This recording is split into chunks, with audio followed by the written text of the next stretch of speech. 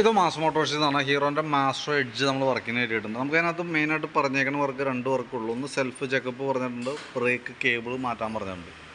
അപ്പോൾ സെൽഫിൻ്റെ complaint break കേബിളുമായി ബന്ധപ്പെട്ടൊരു complaint കാണിക്കുന്നുണ്ട്. അത് കൂടാതെ കൊണ്ട് വണ്ടിക്ക് ഒരു മൂളൽ സൗണ്ട് വരുന്നുണ്ട്. അങ്ങനെ 2 രീതിയിലാണ് സെൽഫിന് കംപ്ലയിൻറ്റ് കാണിക്കുക.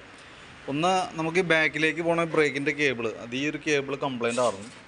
അപ്പോൾ ഞാനത് മാറ്റിയിട്ട് കഴിഞ്ഞപ്പോൾ സെൽഫ് അടിക്കുന്നതിന് പ്രശ്നമില്ല. അതായത് നിലവിൽ ഫസ്റ്റ് ഫുൾ ലോഡായിട്ട് കിടന്നിട്ട് ബ്രേക്ക് ആവില്ല.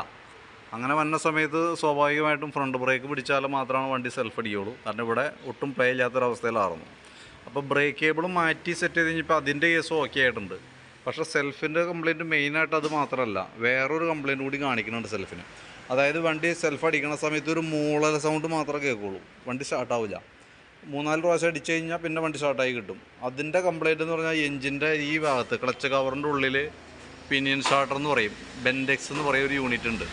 ആ യൂണിറ്റിൻ്റെ കംപ്ലയിൻറ്റ് കൊണ്ടാണ് ആ ഒരു കംപ്ലയിൻറ്റ് കാണിക്കുന്നത്. അതായത് മൂളൽ സൗണ്ട് കാണിക്കുന്നത് ബെൻഡെക്സുമായി ബന്ധപ്പെട്ട കംപ്ലയിൻ്റാണ്. അത് നമ്മൾ മാറ്റണമെന്നുണ്ടെങ്കിൽ ഈ കവർ അഴിച്ചിട്ട് വേണം മാറ്റാനായിട്ട്.